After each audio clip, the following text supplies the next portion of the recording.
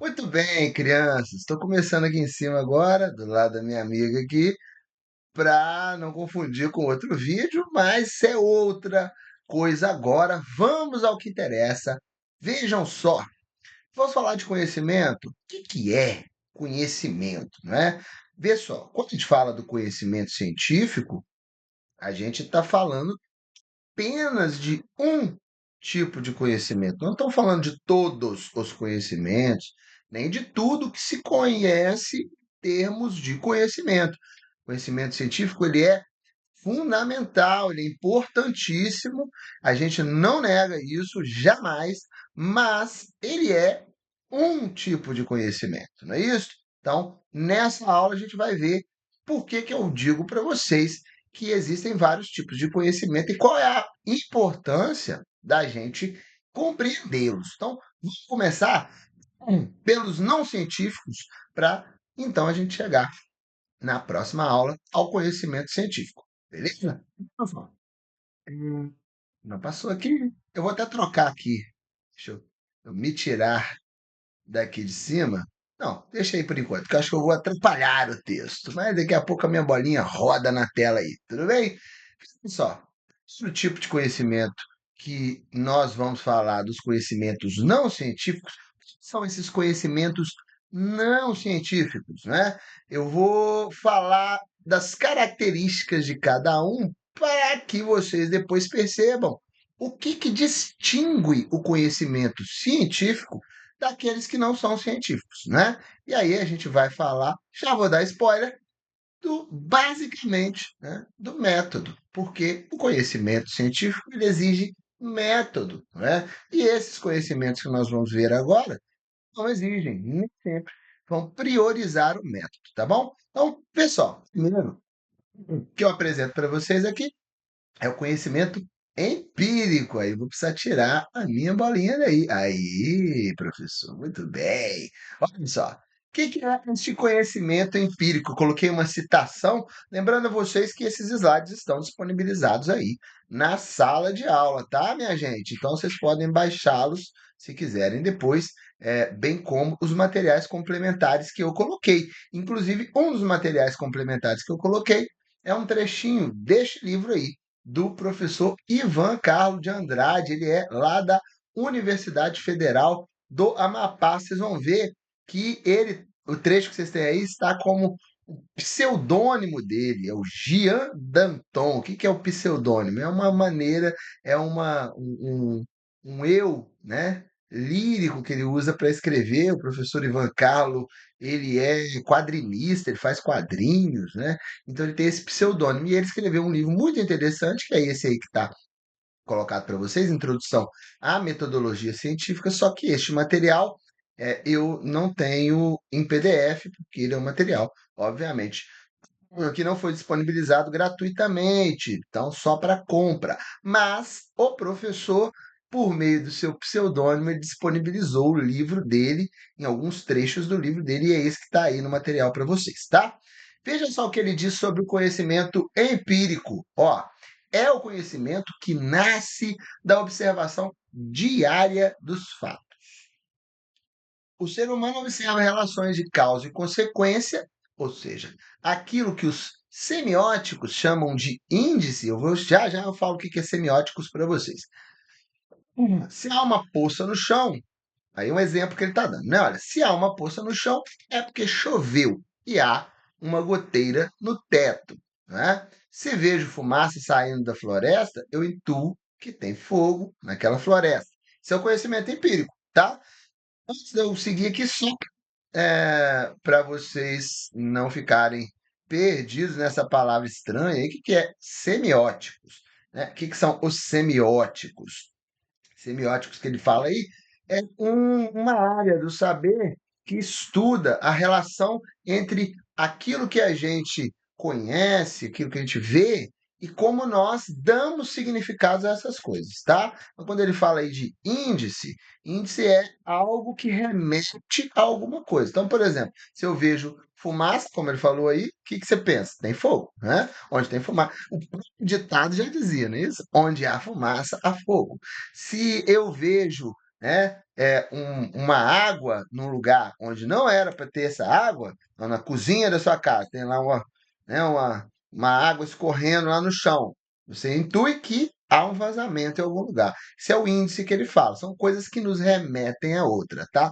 Não precisa preocupar com isso, não. Só para vocês entenderem o que é semiótico. Semióticos são pessoas que estudam a semiótica, que é essa ciência que busca compreender como nós damos significados às coisas que nós conhecemos, tá bom? Sigamos então. Então, veja só. O que que é, portanto, esse conhecimento empírico?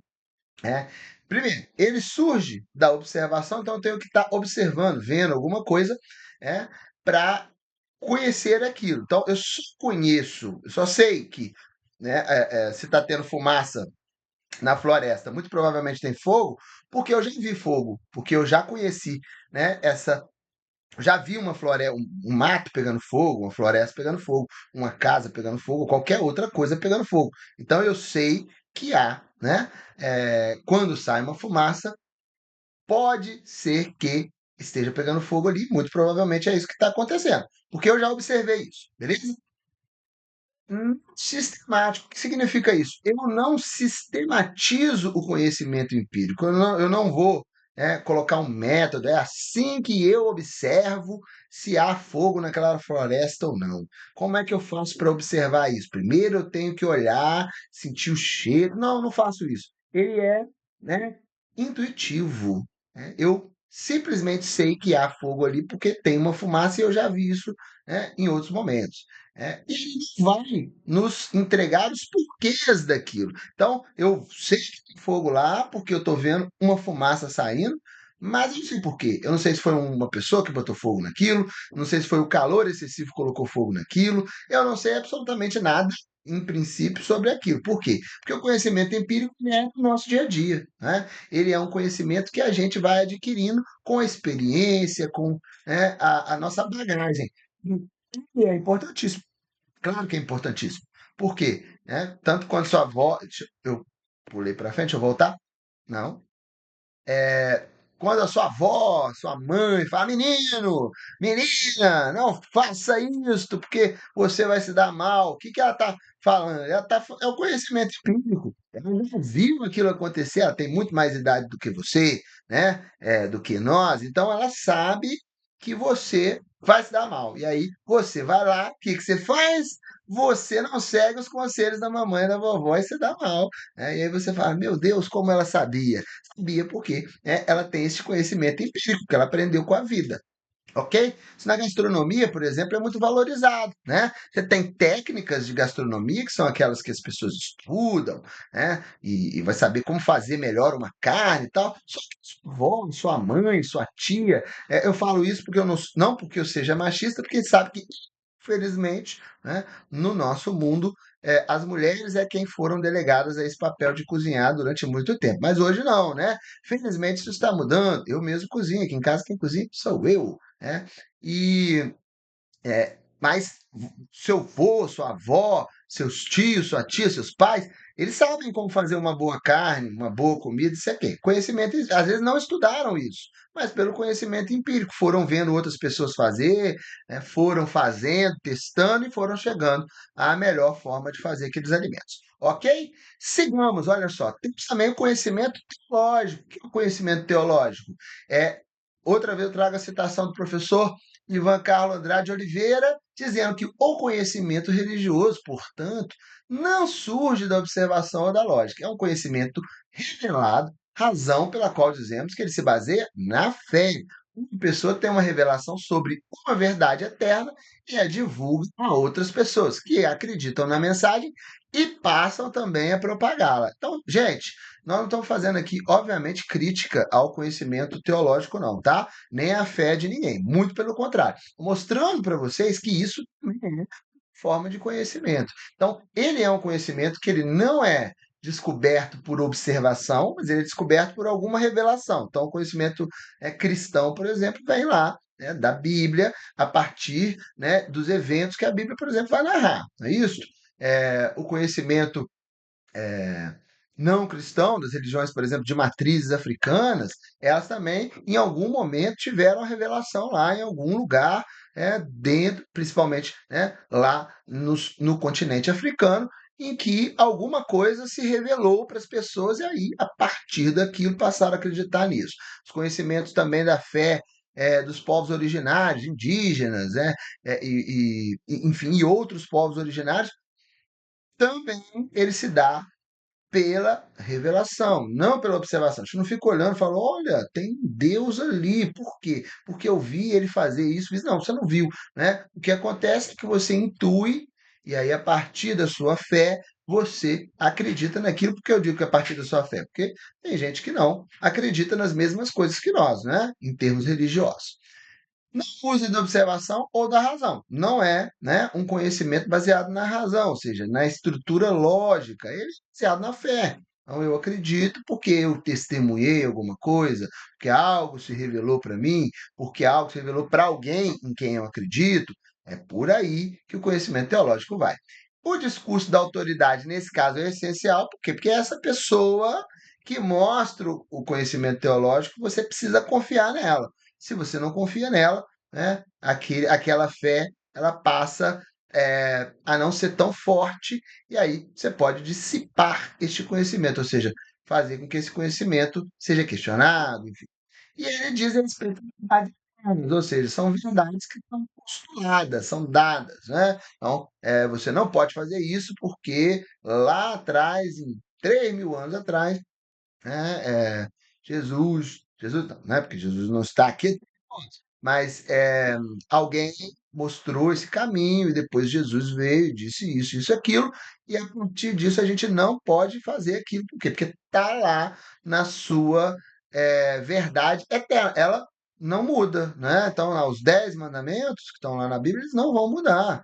Não vão incluir um outro mandamento, não vão tirar mandamento. Esse mandamento já não é mais útil. Não. Por quê? Porque são verdades eternas que estruturam aquela religião, tá? E também é um conhecimento, inclusive, muito comum no nosso dia a dia. Então, conhecimento válido também, né? Mas ele não é a mesma coisa do científico, nós vamos ver.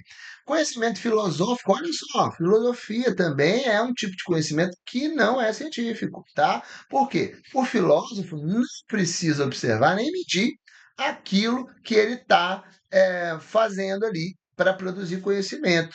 Como que, por exemplo, eu meço a felicidade, né? Embora existam estudos científicos nesse sentido, e é possível trabalhar aí, né, parâmetros para a felicidade, quando a filosofia discute verdade ou mentira, felicidade, tristeza, ele está discutindo à luz, né, de, eh, de instrumentos que não são de fácil medição. Como que eu falo? Porque tristeza e alegria são conceitos que são volúveis, não é? São conceitos que são diferentes para mim, vocês. Então, o que é ser feliz para um não é ser feliz para outro. O que é, né, a verdade para um não é a verdade para outro. Então, né, muitos filósofos vão dizer que a verdade, por exemplo, é relativa. Por que que ela é relativa? Porque ela depende do seu grau, do conjunto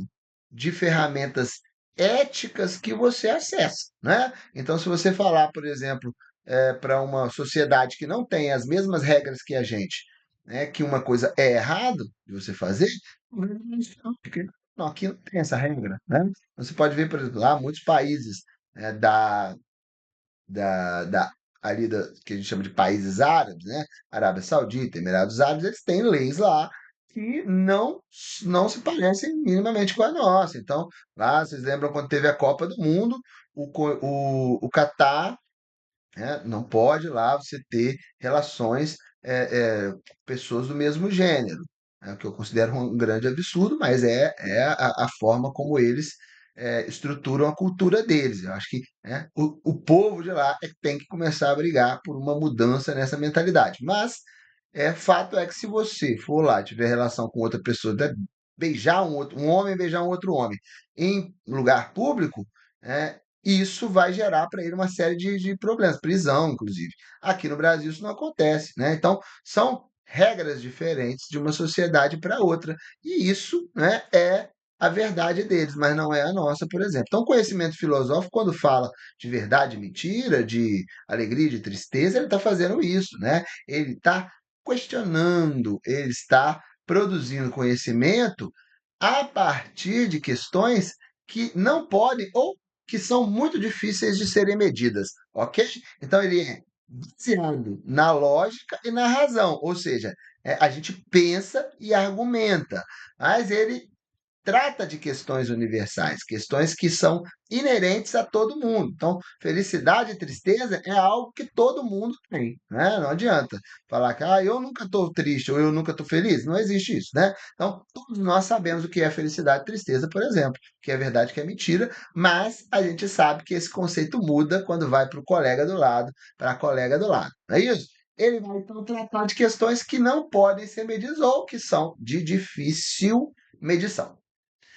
O conhecimento artístico é aquele fruto, ó, da intuição e que nasceria, aí quem está falando é o professor, novamente, no hemisfério direito do cérebro, ou seja, no nosso inconsciente. Como ele vai tratar de questões inconscientes, a arte teria a possibilidade de perceber verdades que estão ocultas para a ciência. Não é por nada que pessoas que estudam a psicanálise, a psicologia, como Jung e Freud, por exemplo, né, foram lá nas obras de arte para poder tentar entender como que a mente humana funciona. É isso? Então, o conhecimento artístico ele é intuitivo. Eu simplesmente vou lá e olha, tem claro que tem técnicas, né, que tem modo de fazer, mas eu digo que o conhecimento que ele produz é intuitivo. Né? Então, quando você faz um quadro, uma pintura qualquer, uma escultura, as pessoas vão ver aquilo e vão significar aquilo da maneira delas. Então, às vezes, um quadro que para mim é um quadro, né, não faz sentido algum, às vezes eu olho e falo, meu Deus, parece uma mancha. Para uma outra pessoa pode ser um cometa, né? Pode ser uma sensação. Olha, isso daqui, quando o pintor fez, ele devia estar muito triste, ele estava passando por um momento de angústia. Por quê? Porque ele é intuitivo, tá? Mas é também um tipo de conhecimento. Eu finalizo com esse rol dos nossos conhecimentos não científicos, falando. Importante lembrar uma coisa, eu só estou dando exemplos aqui, tá, gente? Tem mais tipos de conhecimento que não são científicos. Eu estou dando um exemplo daqueles que eu considero mais comuns, mais corriqueiros na nossa vida aí, né? O conhecimento jornalístico é um conhecimento que recentemente começou a ser visto. Deixa eu tirar minha bolinha aqui que está atrapalhando, né? Ó, agora sim.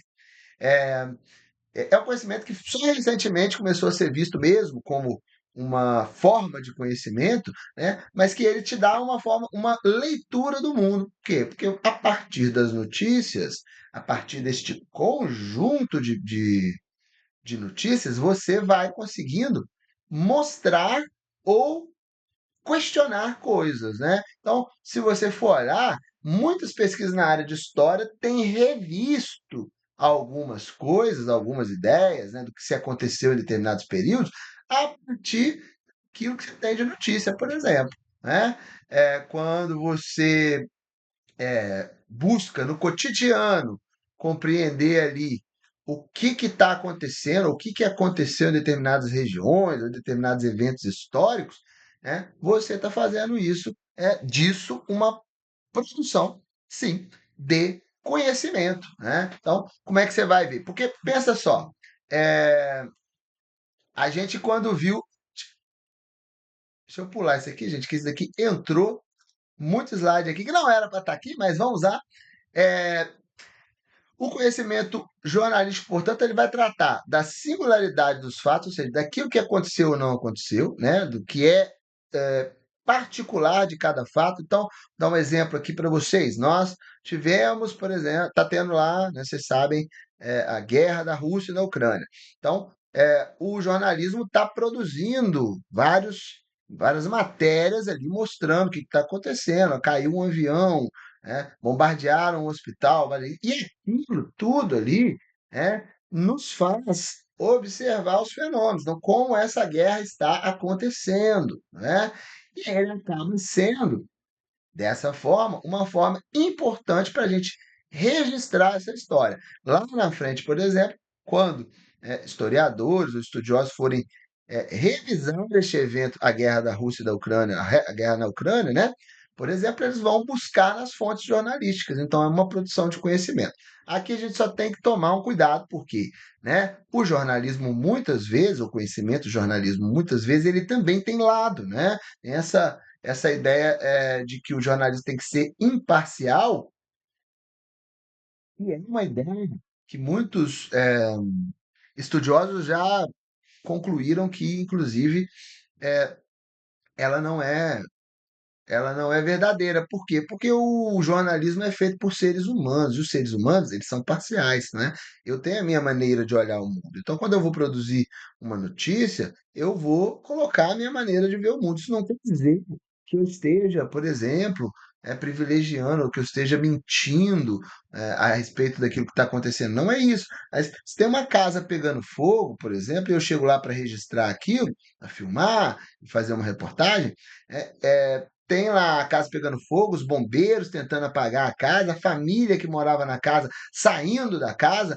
Então tem um monte de coisas acontecendo ali e eu vou ter que escolher aquilo que eu acho mais importante noticiar, né? Então eu posso, por exemplo, focar na história da família que conseguiu escapar do incêndio, né, aos trancos e barrancos. Mas ou eu posso focar na casa, que era uma casa cara e pegou fogo, ou eu posso focar no incêndio, falar assim, como que pegou fogo aqui, né? Coisa estranha, foi um incêndio criminoso, não foi? Então, essa escolha depende do meu olhar, e ela não é nem mentirosa, nem verdadeira, ela é só uma escolha, beleza? Então, são os principais tipos de conhecimento não científico que eu selecionei para vocês. Existem outros, né, que vão aparecer, mas para vocês verem que nem sempre o conhecimento nasce apenas da investigação científica, tá? Conhecimento empírico que a gente falou aí atrás, ele é muito importante, que é esse conhecimento do saber popular, ele é muito importante, né? Quando a gente escuta as pessoas mais velhas, as pessoas que estão num território, por exemplo, há mais tempo, essas pessoas elas conhecem muito mais daquilo ali que um estudioso, às vezes, que só estuda aquele lugar, né? Então, por isso que se vocês forem olhar hoje, a própria ciência tem dado cada vez mais voz a essas pessoas também, né? Então, a gente tem entendido como as vozes populares, as vozes do saber tradicional, elas podem contribuir para a evolução da ciência. Beleza, gente? Próximo vídeo, que já está aí na sequência, é o vídeo que vamos falar do conhecimento científico, e aí sim, entrar na área que a gente precisa entrar. Beleza? Um grande beijo para vocês e já já estou de volta.